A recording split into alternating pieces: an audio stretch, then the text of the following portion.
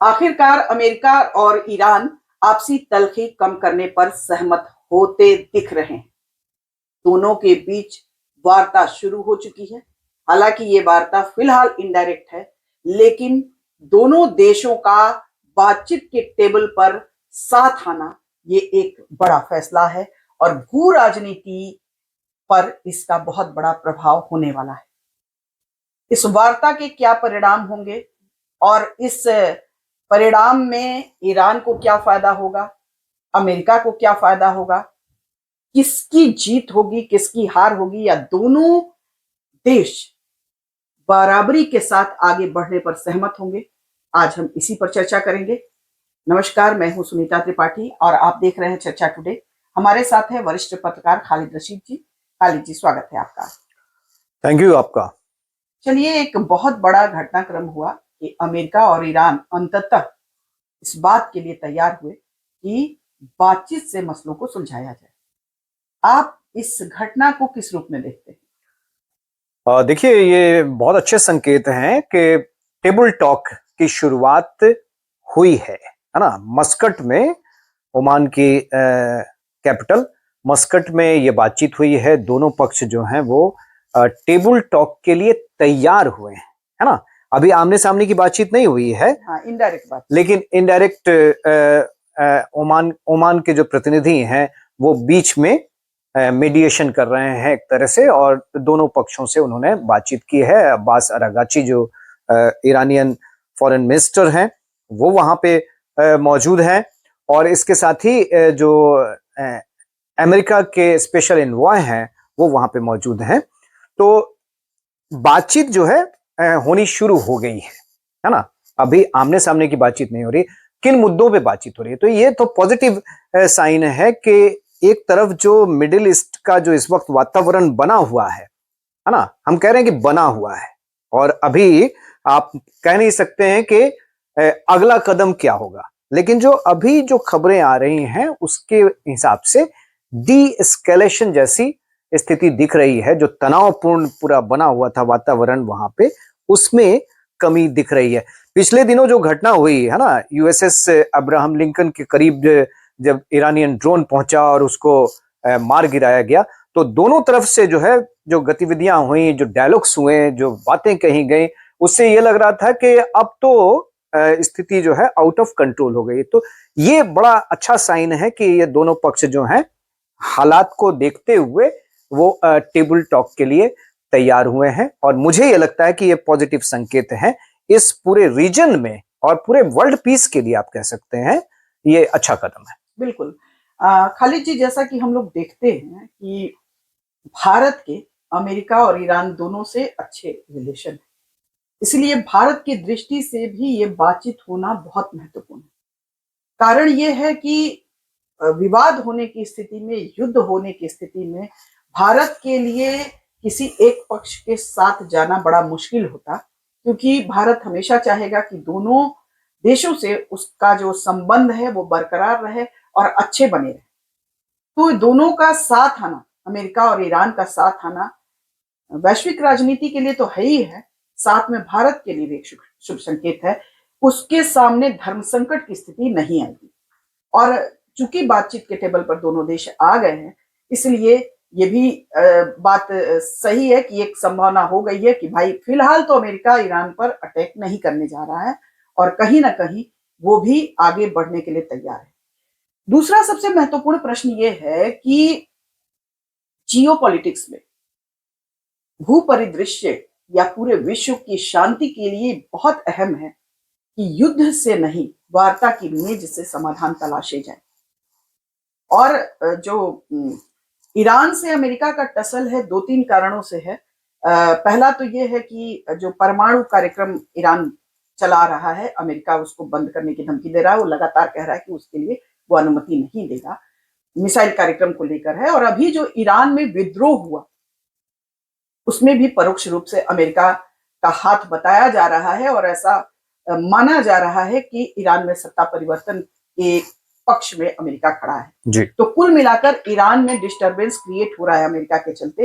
हालांकि व्यक्तिगत रूप से मेरा मत ये है कि यदि हम खुद परमाणु संपन्न हैं और हमारे जो अन्य देश हैं, सहयोगी हैं, परमाणु संपन्न हैं, तो फिर हम किसी और देश को अपनी रक्षा के लिए परमाणु हथियार बनाने से कैसे रोक सकते हैं? एक यदि डर है कि वो हथियार टेररिस्ट ग्रुप के पास चला जाएगा या ऐसे तत्वों के पास चला जाएगा जो वैश्विक शांति के लिए खतरा है, उस पर नियंत्रण की बातें होनी चाहिए निश्चित तौर पर, और ईरान को इस बात के लिए समझाना चाहिए।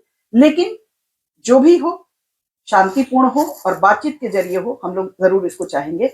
ईरान और अमेरिका के बीच जो शांति वार्ता हो रही है, और यदि वो सफल हुई खालिद जी, तो आपकी दृष्टि में ये वैश्विक राजनीति की दृष्टि से क्या बदलाव आ सकता है, परिदृश्य में क्या बदलाव आ सकता है? देखिए, अभी हम लोग थोड़ा सा बहुत आगे जाकर इस चीज को देख रहे हैं। अभी तो ये है कि इनडायरेक्ट बातचीत की शुरुआत हुई है ना, लेकिन मुद्दे जो है ना, इश्यूज को आपको देखना होगा सुनीता जी।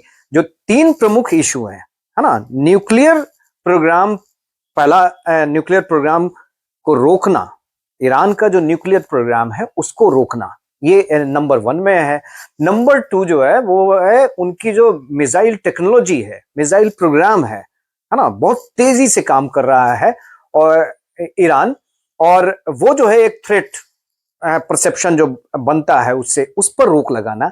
और तीसरा जो सबसे महत्वपूर्ण पार्ट ये है कि जो डिमांड है अमेरिका की तरफ से, जो 3 पॉइंट्स रखे गए जिस पे बातचीत हो सकती है, वो तो तीसरा है कि जो मिलिशिया है, एक्टिव है ना, जो वॉर ग्रुप्स हैं supported by Iran, Iran supported जो ग्रुप्स हैं, मिलिशिया हैं, ठीक है, हूती हैं या बाकी हमास है या जो बाकी जो इस तरह के जो ग्रुप्स हैं, तो उनपे नियंत्रण करना, उनको सपोर्ट देना बंद करे ईरान। और एक और पॉइंट जो जुड़ जाता है वो है कि ईरान के अंदर जो इंटरनल अनरेस्ट है ना, उनकी जो क्लरिक जो आयतुल्ला खामेनेई के खिलाफ जो वहां पे उपद्रव की स्थिति बनी हुई है, या उनके खिलाफ जो विद्रोह की स्थिति बनी हुई है, उसको जिस ढंग से वहां पे दबाया गया है, ये परसेप्शन अमेरिका का है कि वो गलत है। आपने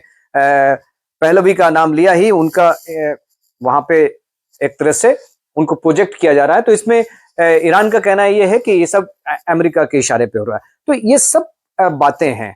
एक जो एएफपी की जो रिपोर्ट आई है उसके हिसाब से जो ईरानियन फॉरेन मिनिस्टर हैं, उन्होंने क्या कहा, उन्होंने कहा कि द एटमॉस्फेयर इज पॉजिटिव, ठीक है। उनका जो रिएक्शन आया है, प्रिलिमिनरी रिएक्शन जो आया है, बातचीत की जो शुरुआत हुई है मस्कट में, उसमें जो प्रिलिमिनरी जो उनका रिएक्शन आया वो ये है कि एटमॉस्फेयर इज पॉजिटिव। तो पॉजिटिव एटमॉस्फेयर तो है, लेकिन क्या ईरान एग्री करेगा इन सारे पॉइंट्स पे? मेरा ये कहना है कि जो इंडिकेशंस मिले हैं ईरानियन गवर्नमेंट की तरफ से, वो ये है कि भाई न्यूक्लियर प्रोग्राम पे तो हम बातचीत कर सकते हैं, है ना, लेकिन मिसाइल वाला जो पार्ट है, मिसाइल प्रोग्राम, उस पे हम किसी तरह की कोई बातचीत तैयार नहीं है। तीसरा जो मिलिशिया ग्रुप है, तो वो तो आरोप है, हम उसके आप एविडेंस नहीं दे सकते हैं कि हम उनको सपोर्ट करते हैं, तो वहां पे भी बात खत्म हो जाती है। तो ये सारी चीजें, तो हिकअप्स हैं, बहुत सारे हिकअप्स हैं। और जो पहला पॉइंट है न्यूक्लियर प्रोग्राम को रोकने वाली बात, उसमें भी शर्तें हैं, है ना। ईरान जो है तैयार है अपने न्यूक्लियर प्रोग्राम को रोकने के लिए, लेकिन वहां भी वो शर्त लगा रहा है। ईरान की शर्त क्या है भाई, कि आप जो यहाँ पे इंटरनल जो सपोर्ट्स दे रहे हैं, उन लोगों को जो अनरेस्ट कर रहे हैं उसको खत्म कीजिए, और जो पहले के जो सैंक्शंस हैं, बहुत सारे जो प्रतिबंध लगे हुए हैं ईरान पर, ईरान की जो इकोनॉमिक स्थिति है वो तो आप समझ ही रही हैं। जो वहां पे विद्रोह हुआ नवंबर के लास्ट में और दिसंबर में जो वहां पे सीन आया, तो उसके पीछे वजह क्या बताई जा रही है कि वहां पे महंगाई बहुत है ना, लोग परेशान हैं, बाकी चीजें जो है ईरानियन, हाँ ईरानी करेंसी जो है उसका भाव बिल्कुल, तो ईरान की इकोनॉमी बिल्कुल खत्म है, लोग परेशान हैं, इसलिए वो सड़कों पर उतर आए हैं। तो सैंक्शन उसके पीछे सबसे बड़ा कारण है। तो ईरान इसी बहाने से वो एक शर्त भी रख रहा है कि आप जो सैंक्शंस को हटाइए, न्यूक्लियर प्रोग्राम हमारी हो जाएगी। तो ये बातचीत जो इन मुद्दों पे होनी है, असली बात ये है कि क्या ये बातचीत इस पॉजिटिव एटमॉस्फेयर में शुरू तो हुई है ना, क्योंकि दोनों को एक तरह से डर है। ईरान भी आप हल्के में नहीं ले सकते हैं। अमेरिका अगर सुपर पावर है तो आज के डेट में ईरान भी हल्के में नहीं ले सकते हैं। 12 दिनों की जो संघर्ष हुआ पिछले दिनों इजराइल और ईरान के बीच में, उसमें आपने देखा कि अमेरिका का इंटरवेंशन हुआ है ना, मिसाइल के अटैक से किस तरह से उसने इजराइल को एक तरह से नेल डाउन किया, है ना, ये देखा, क्योंकि कैपेबिलिटी उसने दिखाई थी वहां पे, और बाद में अमेरिका का वहां पे इंटरवेंशन करना पड़ा, ये मजबूरी हो गई थी। तो कैपेबिलिटीज जो हैं वो पहले से उसकी बढ़ चुकी हैं, और अगर उसके सपोर्ट में अगर ऐसी सिचुएशन बनती है, अमेरिका को भी डर है कि अगर ऐसी सिचुएशन बनती है, वार लाइक सिचुएशन वहां पे होती है, तो उसके जो साथी हैं रशिया और चाइना, अगर वो भी इसमें आ गए, है ना, तो फिर स्थितियां बिगड़ सकती हैं। बहुत सारे जो कॉम्प्लिकेशंस उसमें पैदा हो सकते हैं। इसलिए हम लोग तो यही चाहेंगे कि वर्ल्ड पीस के लिए और मिडिल ईस्ट में जो पीस रहे, मध्य एशिया में जो पीस रहे, उसके लिए ये वार्ता सफल होनी चाहिए। तो इसमें दोनों है कि इक्वल लेवल पे बातचीत अगर करेंगे तो कुछ गुंजाइश बनती है, नहीं तो अगर दोनों अपने अपनी स्थितियों पे टिके हुए हैं तो फिर बातचीत का कोई रिजल्ट नहीं निकलने वाला। देखिए खालिद जी, वैश्विक राजनीति में जैसी जो भी राजनीति होती है, कुछ बिंदु हैं जिन पर फोकस करने की जरूरत है। तो पहला सवाल आपने जो कहा कि अमेरिका को डर है कि चाइना या रूस आ सकते हैं, तो देखिए वो बैक डोर से थोड़ा बहुत सपोर्ट भले दे दे, आज कोई भी देश किसी के लिए लड़ने तो नहीं आ रहा है, ये जो बिल्कुल साफ है कि कोई देश किसी के लिए लड़ने नहीं जाता है। सेकंड, जो दूसरा बात ये है कि ईरान ने जो सैंक्शंस हटाने के लिए कहा है, सही बात है कि जब भी इस तरह की वार्ता होगी तो दोनों देश एक दूसरे को कुछ रिलैक्सेशन जरूर देंगे और उसमें देना चाहिए, तभी जाके वार्ता के सार्थक परिणाम आएंगे। तीसरी बात, जहां तक हिजबुल्ला और हमास जैसे संगठनों को, हुती जैसे संगठनों को सपोर्ट की बात है, ईरान बार बार उनके समर्थन में बयान जारी करता है, सपोर्ट के लिए बोलता है, प्रशिक्षण देता है, और ऐसा वो खुलेआम करता है, ऐसा कुछ छुपा छुपी करके नहीं करता है, क्योंकि वो फिलिस्तीन के पक्ष में खड़ा है तो करता है। लेकिन मेरा अपना व्यक्तिगत जो मानना है, ये मानना है कि हम किसी भी देश के खिलाफ यदि हैं तो हम उसके साथ राजनीतिक युद्ध लड़ें, हम उसके साथ वैश्विक स्तर पर कूटनीतिक संबंधों के जरिए उसको डाउन करने की कोशिश करें। किसी भी हाल में ये स्वीकार्य नहीं होना चाहिए कि हम किसी आतंकवादी संगठन को खड़ा करके निर्दोष और मासूम लोगों को मारने के लिए हथियार और पैसा मुहैया कराएं। लेकिन अब इसमें भी एक पेच है कि क्या सिर्फ ईरान ही दोषी है, क्या अमेरिका दोषी नहीं है? अमेरिका भी यही काम करता रहा है शुरू से, जहां उसके खिलाफ बातें होती हैं वहां वो ऐसे ग्रुप को सपोर्ट और समर्थन करता रहा है जी। वही बात होती है कि समर्थ को नहीं दोष गोसाई, अमेरिका खुद करता है लेकिन दूसरे पर वो लांछन लगाता है। तो आप खुद बंद कीजिए ना, आप बड़े देश हैं, आप बड़ा दिल दिखाइए और वैश्विक राजनीति में शांति स्थापित करने के लिए सबसे पहले आप खुद संकल्प लीजिए कि हम किसी भी परिस्थिति में ऐसे ग्रुप्स का सपोर्ट नहीं करेंगे, समर्थन नहीं करेंगे, या कोई भी देश जो टेररिस्ट जैसे ऑर्गेनाइजेशन को बढ़ाता है, उनको सपोर्ट करता है, उनको समर्थन देता है, उन देशों से हम संबंध नहीं रखेंगे। लेकिन ऐसा होता नहीं है। अमेरिका भी लगातार अपने फायदे के लिए ऐसे ग्रुप्स का इस्तेमाल करता रहा है। तो जो भी हो खालिद जी, मुझे लगता है कि ये शुरुआत बहुत अच्छी है और भारत जैसा देश, कम से कम हम लोग चाहेंगे कि दोनों देशों के बीच की जो तलखी है वो दूर हो और दोनों आपस में बैठ के बातचीत करें और अपनी समस्याओं का समाधान करें। यदि ऐसा हो पाया तो विश्व के लिए बहुत अच्छा है। देखिए सुनीता जी, इस वक्त बातचीत के टेबल पे आना है जिसके संभावना नहीं दिख रही थी, यही बहुत बड़ी बात है अपने आप में। और हम सभी ये अपेक्षा करते हैं कि ये टॉक जो है, ये जो डिस्कशन है, जो बातचीत है, वो आगे बढ़ेगा और इसका कुछ अच्छा रिजल्ट निकल कर आएगा। जिस तरह से जंगी बेड़ा अमेरिका का पूरी तरह से घेरेबंदी ईरान की जा चुकी थी और जो हालात वहां पे दिख रहे थे, जो ज्वाइंट एक्सरसाइजेस भी हॉर्मुज में कर रहा था ईरान, तो जो सिचुएशन वहां पे बन रही थी तो बिल्कुल वार लाइक सिचुएशन थी वहां पे और कभी भी ये एस्केलेशन हो सकता था। लेकिन ये जो बातचीत की जो शुरुआत हुई है, चाहे जिसके भी थर्ड पार्टी के इंटरवेंशन से हो रही है, तो ये एक अच्छी पहल है और हम सभी ये अपेक्षा करेंगे कि इससे बात आगे बढ़ेगी। और न्यूक्लियर कैपेबिलिटी आप बात कर रही थी कि भाई समर्थ को नहीं दोष गुसाई, तो यही तो है, सभी अपने को समर्थ बनाने की कोशिश कर रहे हैं। न्यूक्लियर कैपेबिलिटी हासिल क्यों करना चाहते हैं? इसीलिए करना चाहते हैं ना कि वो समर्थ इतने हो जाएं कि दूसरे उनको काउंटर ना कर। तो ये स्थिति है। मानवाधिकार उल्लंघन की दुहाई अगर अमेरिका देता है कि ईरान में मानवाधिकार उल्लंघन हो रहे हैं, तो अमेरिका खुद भी मानवाधिकारों का उल्लंघन करता है ना। अब फिलिस्तीन में किस तरह से मानवाधिकारों का उल्लंघन हुआ है ना, छोटे छोटे बच्चों और जो वहां की जो जेंट्री है उस पर किस तरह से बॉम्बिंग हुई, हमने सब देखा। लेकिन अमेरिका ने उसको कभी कंडेम नहीं किया, है ना, एक शब्द भी नहीं बोला। तो ये सारी चीजें होती रहती हैं। कहीं भी निर्दोष लोग मारे जाए उसका समर्थन नहीं किया जा सकता है। रहा सवाल अमेरिका का, तो अभी वैश्विक परिस्थितियां अमेरिका के अनुकूल नहीं है ना। हर तरफ एक तरह से अमेरिका को लेकर जो भावनाएं हैं वो भी पॉजिटिव नहीं है। इसीलिए अमेरिका भी वार्ता के टेबल पर आकर वो चाहता है कि कुछ चीजों को एक तरह से शांत किया जाए, शट डाउन किया जाए। तो इसीलिए वो ईरान के साथ वार्ता के टेबल पर भी आया है और थ्रेटनिंग थोड़ा कम हुआ है देना उसका। तो कुल मिलाकर स्थितियां अनुकूल हैं।